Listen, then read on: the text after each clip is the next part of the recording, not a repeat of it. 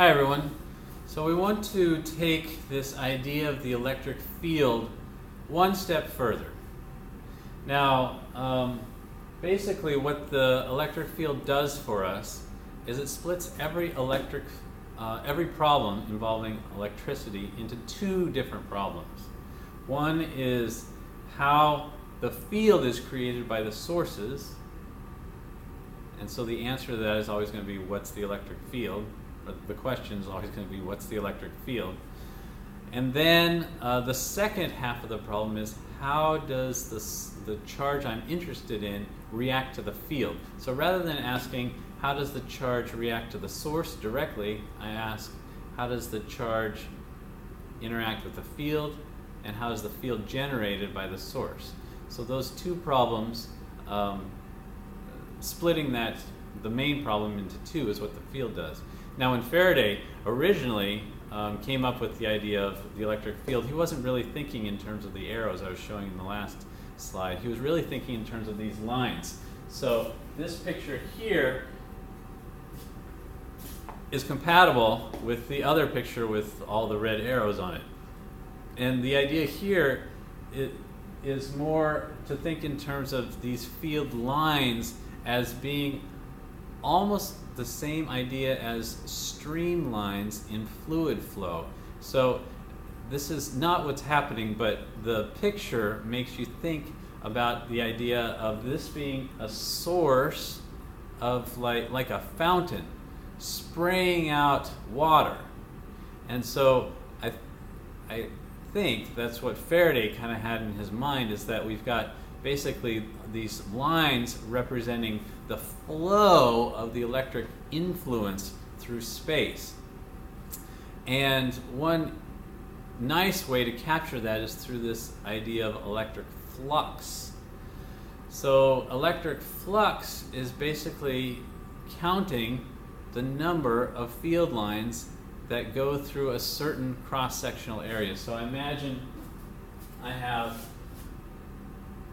this is a two-dimensional area that sticks out of the paper, right?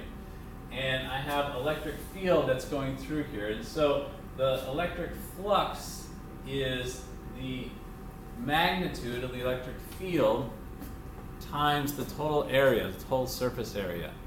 Said differently, the electric field is the density of the electric flux.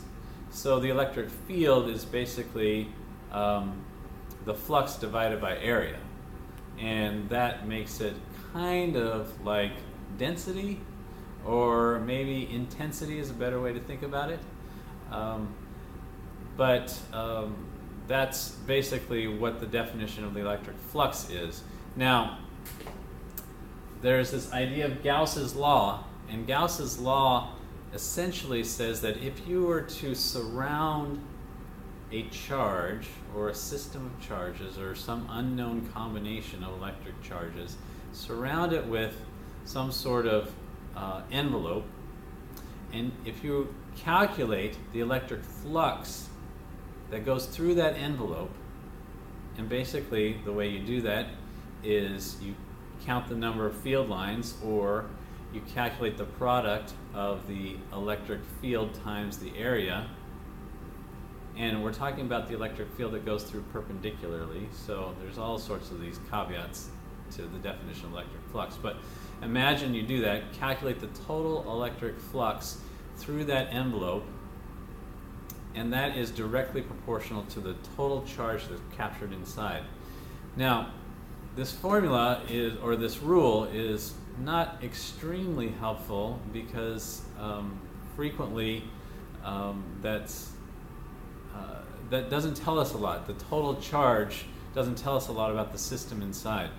However, if we know something about that system, something about the symmetry usually, like we know that it's spherically symmetric, or we know that it's like a plane, a sheet of charge, like a capacitor is a good example, where we know something about the geometry of the system, then we can utilize Gauss's law in combination with arguments related to symmetry and actually get to things about the charge inside.